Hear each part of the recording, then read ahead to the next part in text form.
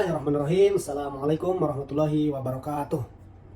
Baik, dalam kesempatan kali ini saya akan membuat video untuk tugas ujian akhir semester saya di Universitas Cyber Asia. Mata kuliah Estetika Humanisme ya. Dalam kesempatan kali ini insya Allah saya akan berbicara tentang kepemimpinan atau leadership ya, yang mencangkup apa sih yang dimaksud dengan kepemimpinan atau leadership itu, apa sih jenis-jenis leadership, jenis-jenis kepemimpinan itu, bagaimana sih pola dan gaya kepemimpinan ya, dan juga bagaimana kita membangun, melatih dan juga mengasah ya diri kita untuk menjadi seorang pemimpin atau menjadi seorang leader yang berkualitas. Yang pertama perlu kita ketahui dulu apa sih yang dimaksud dengan kepemimpinan atau leadership. Leadership atau kepemimpinan adalah sebuah skill ya, atau keterampilan atau fungsi manajemen bagaimana kita mempengaruhi, memotivasi dan mengarahkan ya kepada lingkungan kita ya, kepada bawahan kita, kepada orang di sekitar kita agar melakukan hal tertentu untuk mencapai tujuan bersama. Baik, next yang selanjutnya di sini ada jenis-jenis leadership ya, atau jenis-jenis kepemimpinan. Jenis-jenis kepemimpinan diantaranya ada essential leadership, exponential leadership, business leadership, organizational leadership, dan juga team leadership. Tadi ada essential leadership ya. Leadership skill yang satu ini adalah menunjukkan perilaku seorang pemimpin yang mempunyai mental juga pola pikir kepemimpinan yang tepat. Namun tentunya bukan itu saja, mereka juga memiliki perilaku juga sikap yang positif ya, agar bisa memotivasi dan juga mendorong ya orang-orang yang terhubung dalam timnya agar mereka memberikan kontribusi terbaik mereka. Jadi essential leadership ini lebih ke inner beauty ya. Mereka belum menyuruh, belum apa-apa, tapi orang di sekitarnya mereka udah merasakan bahwa seorang pemimpin ini sudah memberikan contoh yang baik ya, dari bagaimana dia bersikap, bagaimana dia berpikir, juga bagaimana dia memanage waktu gitu ya. Itu essential leadership. Dan yang berikutnya ada juga yang disebut dengan exponential leadership. Ya, exponential leadership adalah sebuah perilaku seorang pemimpin perusahaan atau bisnis yang mampu memperdayakan semua orang yang berada di dalam timnya untuk mendukung perkembangan bisnis sehingga kesuksesan yang lebih besar bisa dicapai di masa depan. Jadi kalau exponential leadership ini adalah baru gaya kepemimpinannya, mereka bagaimana mengatur seseorang, memanage seseorang di sekitar, ya, bagaimana mereka memberdayakan orang di sekitar, ya, agar mereka memberikan kontribusi terbaik mereka. Jadi exponential leadership ini mereka pintar bagaimana mereka mengelola seseorang, menempatkan seseorang ya dalam posisinya sehingga mereka bisa melakukan perkembangan ya, kesuksesan yang lebih besar ya, atau bisa memberikan kontribusi terbaik mereka sesuai kemampuannya. Itu yang disebut juga dengan eksponensial. Yang berikutnya adalah ada business leadership ya. Business leadership ini adalah leadership skill yang menunjukkan kemampuan seorang pemimpin untuk berpikir dengan secara strategis serta kemampuan untuk mengontrol jalannya proses bisnis dengan lancar. Nah, jadi business leadership ini adalah sebuah kemampuan ya, atau sebuah keterampilan seorang pemimpin bagaimana dia mengelola sebuah bisnis agar bisa berjalan dan berkembang sesuai dengan yang dicita-citakan ya. Gitu. Itu yang disebut dengan business leadership.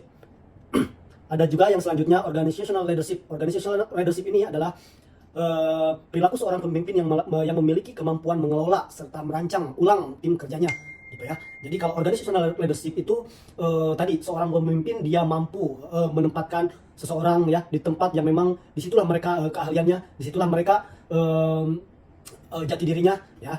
Di sini seorang pemimpin mampu membaca dan juga menelaah ya bawahannya atau orang di sekitarnya, juga bagaimana sebenarnya mereka di mana dan bagaimana sebenarnya mereka memiliki potensi yang ada dalam dirinya. Jadi berbeda dengan tadi business leadership dengan organizational leadership ya. Kalau business leadership itu tadi dia mampu mengelola bisnis itu ya, merancang sebuah bisnis itu, merancang sebuah bisnisnya ya. Tapi organizational leadership ini lebih kepada penempatan kecerdasan dia dalam menempatkan seseorang dalam kedudukan yang tepat ya, kurang lebih seperti itu teman-teman. Dan yang berikutnya juga ada team leadership ya. Team leadership merupakan sikap yang ditunjukkan oleh seorang pemimpin untuk mengatasi tantangan-tantangan yang mungkin terjadi saat berproses mencapai tujuan bisnis. Tantangan ini bisa datang dari berbagai pihak termasuk pihak internal dan juga pihak eksternal perusahaan ya. Jadi kalau team leadership ini dia mampu jenis kepemimpinan ini, tim leadership ini mampu dia mengelola atau mengolah ya timnya di saat memang dalam mendapatkan sebuah problem ya, atau dalam sebuah tekanan gitu. Dia mampu mengelola dan juga mampu manage, dia juga mampu bekerja di bawah tekanan ya, under pressure ya. Jadi mereka walaupun di bawah tekanan, di bawah problem, mereka bisa mampu melakukan potensi terbaiknya untuk memanage dan juga bekerja tim ya, agar bisa menggapai atau menyelesaikan sebuah problem atau permasalahan yang ada di perusahaan. Dan yang selanjutnya kita akan berbicara tentang gaya atau sikap dalam leadership ya. Gaya-gaya leadership itu apa saja sih? Yang pertama ada gaya leadership demokratis. Gaya demokratis itu adalah gaya leadership yang satu ini merupakan kondisi ketika pemimpin perusahaan akan memutuskan berbagai hal yang tetap mempertimbangkan semua pendapat dari bawahannya ya. Jadi demokratis itu lebih dia memimpin sebuah instansi dengan juga mempertimbangkan masukan-masukan dari bawahannya. Dan yang selanjutnya ada autokratis, yaitu mereka tanpa melakukan pertimbangan dari bawahannya, dia langsung melakukan baik. Dan yang terakhir di sini kita akan berbicara tentang bagaimana cara membangun, cara melatih diri kita agar bisa menjadi seorang pemimpin atau menjadi seorang leader yang berkualitas. Yang pertama adalah keterampilan sosial ya. Keterampilan sosial ya. Seorang pemimpin harus memiliki kepekaan kepada berbagai kondisi sosial ya, dan kemampuan untuk bertindak sesuai dengan kondisi tersebut gitu ya.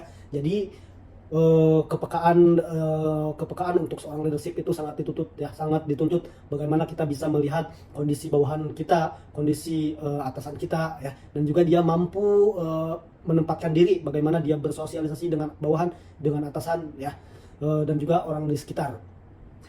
Yang selanjutnya kebijaksanaan. Tentunya seorang leadership juga dituntut agar menjadi seorang yang bijaksana ya, bijaksana dalam membuat keputusan, bijaksana dalam membuat rancangan plan, dan juga bijaksana dalam segala hal ya. Juga tentunya ini sangat penting sekali ya, karena kebijaksanaan ini dia akan mampu ya mengelola seorang pemimpin dalam mengambil keputusan ya. Jadi dia tidak akan terburu-buru dalam mengambil keputusan, dan juga dia mampu mengelola waktu kapan dia harus mengambil sebuah keputusan ya. Jadi kebijaksanaan itu sangat penting untuk menjadi seorang pemimpin. Yang tadi yang pertama keterampilan sosial, yang kedua kebijaksanaan, dan yang ketiga keberanian ya. Keberanian ini adalah wajib ya, harus dimiliki oleh seorang pemimpin. Bagaimana dia bisa menghadapi dan juga menyelesaikan persoalan-persoalan yang ada di hadapannya, persoalan-persoalan yang ada yang dihadapi oleh bawahannya, dan persoalan-persoalan yang dihadapi oleh atasannya. Dia mampu dan juga dia berani untuk menghadapi ya situasi tersulit yang terjadi dalam perusahaannya gitu. Yang ketiga juga kemampuan dalam membuat keputusan ya, membuat keputusan. Pastinya ini juga sangat penting ya, dan membuat keputusan ini pun tentunya tidak lepas juga dari tadi kebijaksanaan ya, karena kita dalam membuat keputusan kita tidak boleh terburu-buru ya. Kita pun harus melihat waktu ya, kapan kita harus mengeluarkan sebuah keputusan, dan juga keputusan itu juga harus mempertimbangkan apakah itu berdampak. Dan yang selanjutnya adalah berlatih untuk disiplin. Tentunya menjadi seorang leadership, seorang pemimpin ya, kita harus dituntut menjadi seorang yang disiplin ya, disiplin mengatur diri kita sendiri, disiplin dalam mengelola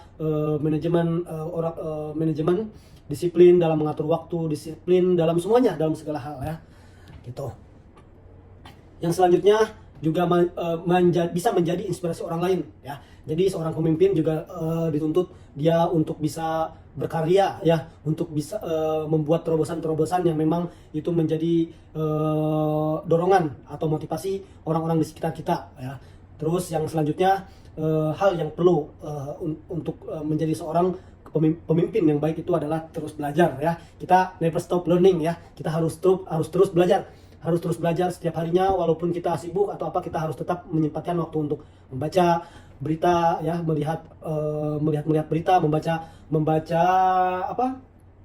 pengetahuan baru ya, agar kita bisa menambah wawasan ya, sehingga kita bisa memberikan dampak positif untuk orang-orang di sekitar kita ya. Cukup sekian video ini, semoga bermanfaat. Saya tutup, akhirul kalam. Wassalamualaikum warahmatullahi wabarakatuh.